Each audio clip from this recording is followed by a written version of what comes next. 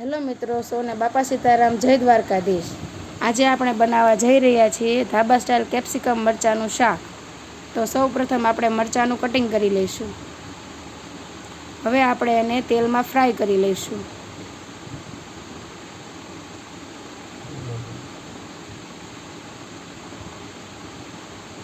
હવે આપણે ફ્રાય કરેલા મરચાંને અલગ કાઢી લઈશું।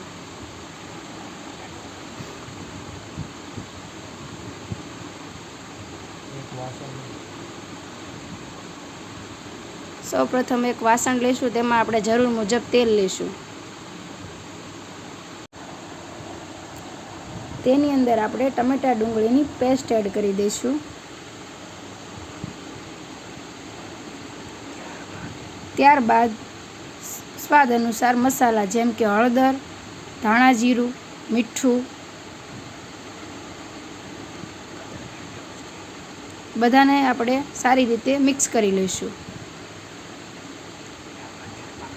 ત્યારબાદ આપણે તેને પાકવા દઈશું।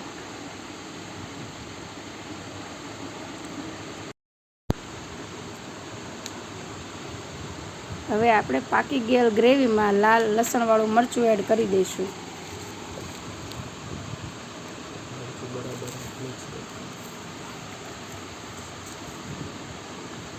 હવે આપણે પંજાબી ગરમ મસાલો એડ કરીશું, MDHનો મસાલો। મારી પાસે એ છે, તમે જે ગમે એ લઈ શકો છો। હવે ગ્રેવીને ઘાટી કરવા માટે આપણે સિંગદાણાનો ભૂક્કો એડ કરીશું। આના બદલે આપણે કાજુ પણ એડ કરી શકીએ। મેં સિંગદાણાનો ભૂક્કો એડ કર્યો છે, જેનાથી ગ્રેવી થીક થશે। આપણી ગ્રેવી હવે પાકી ગઈ છે। હવે એમાં આપણે એડ કરી દઈશું કેપ્સિકમ મરચાં ફ્રાય કરેલા। હવે આને બરાબર આપણે મિક્સ કરી લઈશું। હવે થોડી વાર આપણે આને પાકવા દઈશું, એટલે જેમ કે ગ્રેવીનો મસાલો મરચાંમાં ભળી જાય।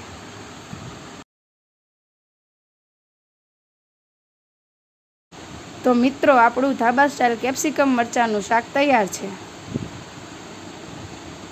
હવે આપણે એને સર્વ કરી લઈશું। આવા જ વિડીયો જોવા માટે અમારી ચેનલને લાઈક કરો, સબસ્ક્રાઈબ કરો અને તમારા મિત્રો સાથે શેર કરો। અને આવી અવનવી વાનગી જોવા માટે કમેન્ટ બોક્સમાં કમેન્ટ કરજો કે તમારે કઈ રેસીપી જોઈએ છે। જય હિન્દ, જય ભારત।